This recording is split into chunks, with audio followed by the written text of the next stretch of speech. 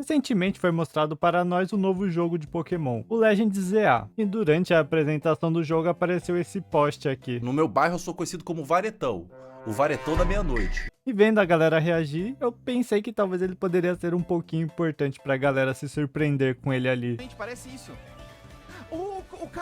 Aquele cara. Eu juro que eu tinha visto mais pessoas ficando surpresa com ele, porém eu só achei o Luba. E como eu não joguei a geração que ele aparece, que é Pokémon XY, não sabia nada dele, apenas sabia que ele tinha uma história legal. Então, para eu aproveitar o máximo de Legends ZA quando ele sair, ou não, porque eu não sei inglês, eu decidi jogar Pokémon XY só para entender a história dele. Eu escolhi o Pokémon Y para poder jogar. Eu não sei se dependendo da versão muda a história do velho, eu espero que não, porque eu não quero ter que jogar de novo o jogo. Eu decidi olhar na wiki para ver todos os lugares que ele poderia aparecer, para caso tivesse um lugar que fosse opcional. Eu não queria perder nada. E pelo que eu consegui achar, só tinha 4 lugares que ele iria aparecer. Eu esperava bem mais.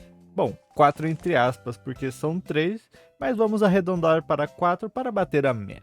Que meta? Eu não sei.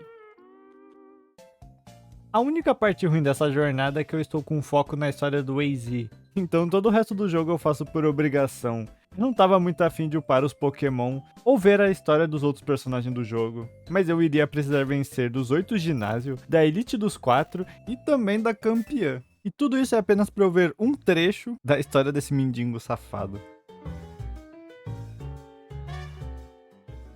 Antes de começar tudo, eu preciso dizer algo. Se tiver alguma menção ao AZ nas entrelinhas em algum balão de diálogo de um NPC, eu não vi. E eu também não achei na wiki falando nada disso. Bom, na verdade eu não sou a melhor pessoa para fazer as pesquisas, e nos trabalhos de pesquisa da escola eu era o apoio de cartaz. Olha eu aqui, ó. Demorou um pouco para eu poder ver o AZ pela primeira vez. Depois de vencer dos 3 primeiros líderes, que foram Viola do tipo inseto, Corina do tipo lutador e o velho de grama, que eu não lembro o nome, do tipo grama, eu tive a primeira interação com o AZ. Aconteceu depois de eu invadir a usina elétrica, que já estava invadida pela Team Flare. Lá dentro batalhamos contra um monte de rapazes e rapazas, e acabando com todos seguimos a rota normalmente. Que aí encontramos um poste parado no deserto. Bota um prato de comida aí pra mim. Ele é um homem de poucas palavras. Ele fala sobre um Pokémon Flor e vida eterna e vai embora. Prosseguindo a rota, chegamos em Paris. Ou Lumiose City para os mais íntimos. E eu não perdi tempo e já fui lutar contra o ginásio. Foi fácil o líder elétrico do tipo Claymont. E saindo de lá fui convidado para tomar um café. Após eu me perder na cidade e não achar essa porra de lugar, porque há mais de 200 cafeterias nessa cidade maldita, eu entendi como funcionava os táxis. E na primeira vez eu não havia entendido que você poderia descer um pouco mais para baixo que haveria mais opções. Lá dentro da cafeteria estava o professor e o Lissandre. Agora anotem tudo que vai ser dito nessa cafeteria porque pode ser que caia na prova da região de Carlos. O professor comenta que o Lissandre é descendente de uma família real de Kalos. E ele completa dizendo que é descendente do irmão mais novo do rei. E essa história tem mais de 3.000 anos. Aí do nada o Lissandre começa a falar sobre 2 grupos de pessoa, os que tiram e os que botam, dos Pokémon lendário, e que muito tempo atrás criaram uma arma que explodiu geral maligno. E acaba. Aqui já deu pra ver que ele é totó da cabeça, mas prosseguimos. E agora só iremos ver nosso alvo de novo depois de vencer 2 ginásios, que eram Valéria e Olímpia. Então partimos para a próxima cidade, que eu não vou nem tentar pronunciar o nome porque não vai sair certo.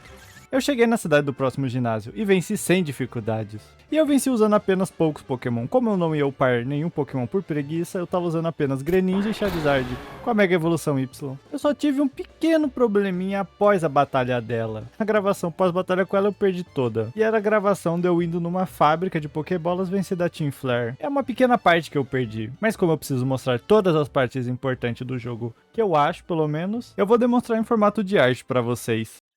De começo, para vocês poderem entender como foi, vocês precisam saber que era uma fábrica. E tinham esteiras nessa fábrica. E nas esteiras havia Pokébolas. E também havia membros da Team Flare, porque eles haviam invadido a fábrica. E eles estavam com seus Purloins. Mas aí foi quando o pior pesadelo deles apareceu. Eu mesmo. Apenas usando meu Charizard e seus ataques poderosos de fogo, eu derrotei os Purloin. E o Team Flare também. E por minha bravura e coragem e grande habilidade, eu ganhei uma bola mestra. Fim. Acabando com tudo na fábrica, prosseguimos para a próxima cidade, atrás da Olímpia. No caminho encontramos o professor e seu aluno. Ele nos conta sobre o Pokémon lendário Yveltal, e que ele vive por 1000 anos, e quando ele vai desviver, ele suga a energia de tudo em volta para poder continuar na ativa. Anotem isso. No meio do caminho para vencer a Olímpia, iríamos precisar passar por uma montanha que estava coberta de neve, que não seria um problema passar com o Mamoswine. Mas o Mamoswine que iria nos ajudar estava com medo de algo. Então eu e esse rapaz aqui, que eu não sei o nome, fomos dar uma olhada numa caverna ali próxima. Lá dentro descobrimos que era Team Flare. Eles tinham pego Pokébolas para poder capturar Pokémons fortes e com bastante energia. Depois de chutarmos a bunda da Team Flare, o Mamoswine não estava mais com medo, então agora poderemos passar pela montanha de neve. Chegamos até o ginásio de Olímpia, e depois de fazer esse puzzle maluco e vencermos, quando saímos do ginásio, o Lissandre liga para todo mundo dizendo que vai ligar a arma ancestral e explodir geral. Bom, geral que é paia, né? E claro que nós que íamos ter que resolver isso, então fomos até a base secreta do Team Flare. A base ficava dentro de uma cafeteria, porque a polícia nunca ia procurar uma arma de destruição em massa no meio de um monte de pó de café. Enfrentamos o Lissandre assim que passamos pela passagem secreta da cafeteria. Terminando com ele, eu faço o puzzle do lugar, e quando eu pego o elevador vermelho que estava na entrada, encontramos ele, quem estávamos procurando. Reise nos começa a contar uma história.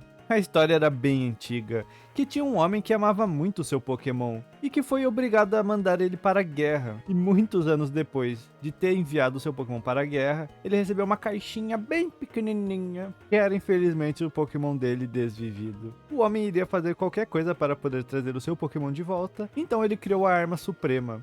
Ele trouxe o seu Pokémon de volta à vida, mas ele não estava de boa com o que aconteceu, e ele iria desviver todos aqueles que mandaram de F o seu Pokémon na guerra. Ele precisou tirar a vida de muitos Pokémon para trazer o seu Pokémon de volta à vida, e isso deixou ele bem tristinho. Por conta disso ele o abandonou, assim os dois tendo vida eterna e nunca mais se vendo.